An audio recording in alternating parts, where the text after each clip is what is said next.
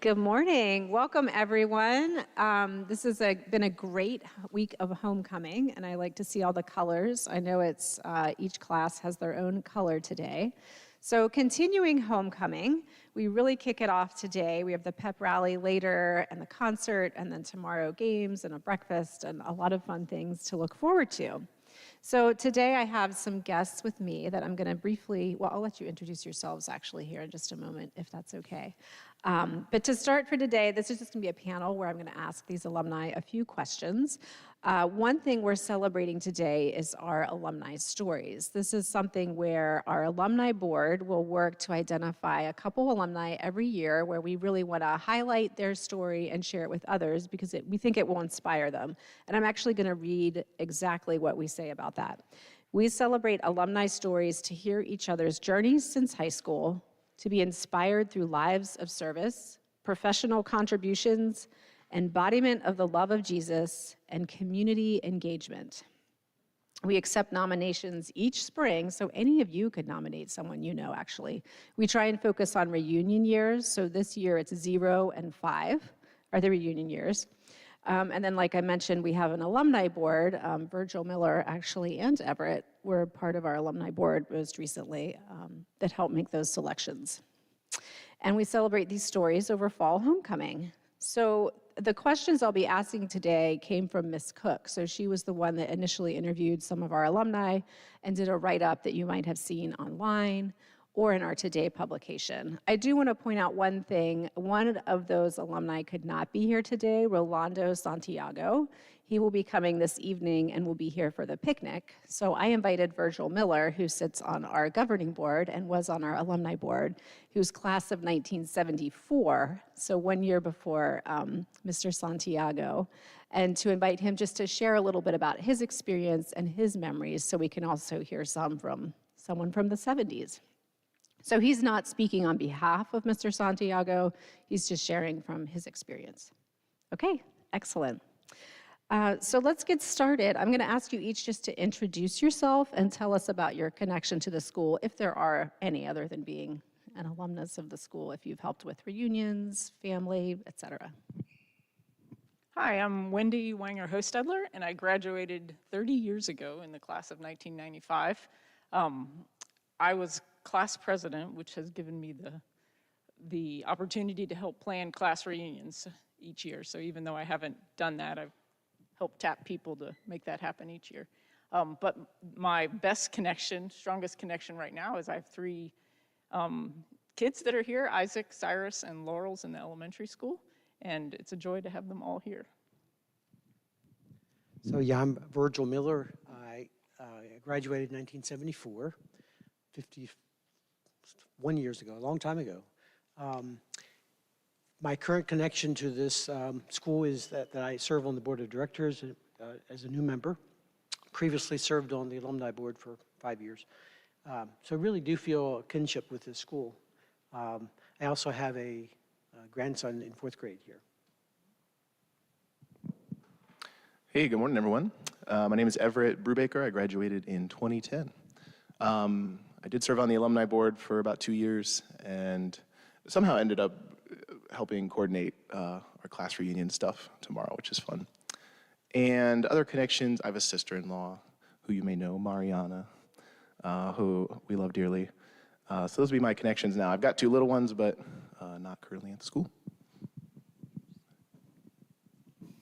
Okay, excellent. I'm gonna hop to the general experience right now. So as you think back to your time at EMHS, do you have a favorite memory or something that really stuck with you since you left the school? Maybe we'll start with Mr. Brubaker this time. I see what you did here with the mic. General memory experience. Stay with me, this feels like a little philosophical, but the time you spend right now, you are putting in hours for things.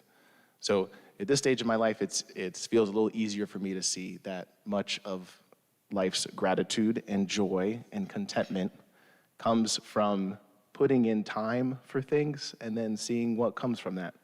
For example, like when I was here, I was part of touring choir. We had the joy of being able to sing in different places, including cathedrals in Europe. A lot of the joy and contentment that came from that is the result of hours logged, just putting in time. And that's the case for you all with sports, with music, musicals, plays. You all are logging hours. With your learning, you're logging hours. You're putting in time. And that's something I think is actually kind of special with high school, college. You'll get that too, as the opportunity to really spend time. And it's in contrast, it's easier for me to see now because at this stage in my life, our entire society and economy is set up to save you time, to not put in time for things. So I've got 2 kids. The depth of that relationship is the result of me putting in time. So it's a little philosophical for a kickoff question, but the opportunity you have here, which feels really special and something that I carry with me, is that ability to put in time.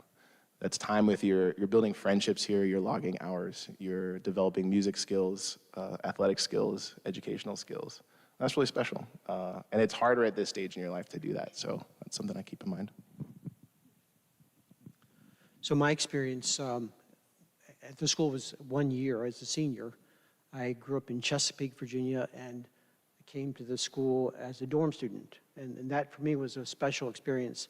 There were about 50 students in the dorm, the Maplewood dorm of the college. And we really was a community of itself, almost separate, but in addition to the school experience.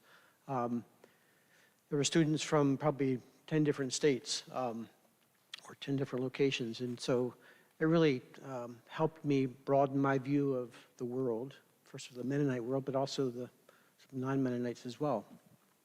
That experience led me to relationships that really helped me form directions in my life, later choosing Heston College because some other kids were going there.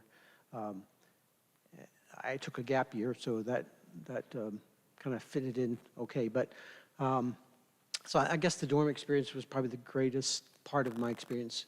Also enjoyed varsity soccer, and Tory choir were special times as well. There seems to be a theme here. I think one of the enduring lessons that I take away from my time at EMHS is just how important it is to value relationships and the opportunity to build community while you're here. Like Everett was saying, it takes time, but this is a time of your life where you have that space. You don't have to work a full-time job. You don't have the same bills to pay that your parents might, or a house to keep up. So really take advantage of that time to make your friendships, give time to that. And I recognize that I have friends that I made in high school, and they're still some of my closest friends. I don't get to see them often, but when we do, we can kind of pick up. And it's really special that they're there and they're part of my life, and they know my backstory, that even though I have other great friends that I made later in life, it's not quite the same. Okay, so thank you all for sharing. It's so wonderful to hear from you. So still thinking back on your academic journey this time, what class or teacher had the most impact on you and why? I realized after graduating from EMHS that the English department, including some teachers like Vivian Beachy, Gloria Diener, and Ernie Martin, they did an amazing job of equipping me with the skill to write. And I was a science major in college, in graduate school, and work in that field now. So writing was not necessarily something that I would say was my forte, and I don't consider myself any grand writer now. But it's definitely a skill that you're called upon to use in all aspects of life, whether it's career or school or figuring out your finances or your relationships. And I kind of realized this anew when I was in graduate school and was working as a teaching assistant, and I spent quite a bit of time grading some pretty rough freshman biology lab reports. And I realized, wow, that EMHS had really done an amazing job of preparing me with some solid writing skills. So I encourage you to, if writing is not your thing, just rise to the challenge and lean into that struggle, because I know it feels like a struggle, but you're gonna thank yourself later. So I think I regarded myself as an average student. I don't know that I applied myself really hard to classes, but thinking back of classes that really made an impact on me were as simple as the Spanish class with Adona Nisley. I used those language skills with my patients as a physical therapist. So I can sit back in that room and think about some of those expressions that I can use today even. Certainly I enjoyed government class, and Anabaptist history and thought were kind of formative to me for thinking about how my faith could develop. I think about an environmental science course I took with Mr. Hoover. I think it was a year long. And then following that, have to probably credit Myron Blosser. Have any of you all done a trip to the Chesapeake Bay? You did a trip to the Bay? Okay. Man, that trip shook me. I came back from that trip just really fired up. I called the Chesapeake Bay Foundation. I asked them to send me 50 bumper stickers because I was ready to change things. We were going to clean up the Bay. We were going to save the Bay. And Myron Blosser led that trip. And it was a chance for me to go marsh mucking and talk with people who live and work on the Bay, and help me understand that we all live upstream and downstream from other people. I mean, that literally in terms of water, the water you drink comes from upstream and the wastewater you produce goes downstream, but kind of applies to a lot of the way we live our life in other ways. then I also have to credit Myron Blosser. He has a daughter named Kelsey. I sat next to Kelsey in that back row in 10th grade. We called each other chapel buddies. We now live together, have 2 kids, so anything can happen in the chapel seating arrangement. I'm not trying to pressure you. Things happen. Okay, excellent. Thank you. Thank you for sharing. All right, so I might jump, I think we're fine on time, but I might jump to post-graduation insights. Just advice you would give to current students about making the most of their time here and beyond, or if you could go back and redo something, what would you do? The go back and redo feels like kind of unfair. We are who we are in high school. Like, it's easy to look back and kind of feel like upset about how you are, what you acted, but that's who we are. We're growing. Virgil took a gap year, which I didn't know. I took a gap year. I kind of want to evangelize the gap year. So this is the idea, right? If you're thinking about college as a thing for after high school, what I did, I applied around, I did the college visitation with friends, was accepted to EMU and deferred a year, just bumped it a year. And I spent that year, gap year, working, just minimum wage work, saving money. And then in January of that year, I hopped in an aging Ford Taurus with Phil Yoder, son of Elwood Yoder, youngest son, and we drove over 10,000 miles across the country. And I learned more about myself in that 3-month period than probably any other period in my life. And the result then going into freshman year at EMU, I was ready to learn. I was like ready to read textbooks, which in my senior year at high school, I was fairly done with that. I was tired, I'm gonna be honest. But having that year off, that space, I came into EMU really like hungry to learn, like ready to learn. And with a better sense of myself and who I am and who I want to be. So I evangelized the gap year. You have to be a little strategic if you're going to drop this to your parents, because I feel like some parents, it kind of freaks them out a little bit. So you got to kind of make a plan for how you're going to present this thing, should you be interested in that. It doesn't mean you're not checking out. It's a way to check in, actually, and show up to college in a way that's can be really impactful, really motivating.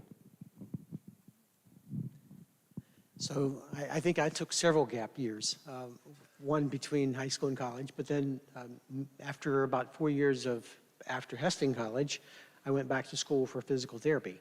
And I found through the years that learning occurs across the spectrum, and it's not linear, and many times it's a response to change in your life that if you can embrace the change, you often find ways to experience learning. And I still embrace that mantra. And so I think the biggest thing is just to relax and not worry so much about what you're going to do or be, because it will happen with life experiences generally. I also took a gap year. It was after Heston, so it's a good theme. I would say advice is to, wherever you find yourself, be curious and really observant of what's going on around you, and just ask lots of questions about the patterns that you see in the things you're interested in, and ask, what is it that brings me joy? What is it that makes me tick? Because if you can figure out how to build on those things later in life as you're figuring out what to study and what sort of job you want, that's going to bring you a lot of joy in whatever you end up spending a lot of time doing. For example, I'm a plant lover. I work in the woods these days. And I know that now. I didn't really realize that in high school. But looking back, I spent a whole lot of time as a kid, like gathering up little paper cups from Mom's kitchen and sticking little bits of her houseplants down in pots on the back porch and seeing what would grow. So maybe for you, you're interested in people or athletics or performance or whatever it is, just pay attention to that, because that's the places where you can start finding places to volunteer, find people to job shadow, and it'll be those areas that really bring meaningful work and meaningful school opportunities when you figure out what you want to do. So this is actually a surprise question. I realize we are sort of gathering what you do. We know Virgil, Mr. Miller, is a physical therapist, but could you each just very briefly say what your current professional job is so students can see that? Sure. I'm a mother. I'm a farmer. And just this past spring, I started working for the Virginia Department of Forestry as a forester. So I work with landowners to help them figure out what to do with their woods, how to manage their woods, how to be present in their woods if they want to do something different. So it's a full-time job, and I get to work with lots of people and see lots of people's wood spaces and answer questions and help them find money to reach their goals. So yeah, I've been a physical therapist for about 40 years. The area that I work in is home health.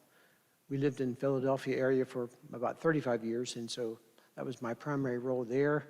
And then for the last 7 years, I've been at the University of Virginia, seeing patients at home in Rockingham County and Harrisonburg area after they've been in the hospital. And it's a good field to consider for anyone. I'm still figuring out what I want to do.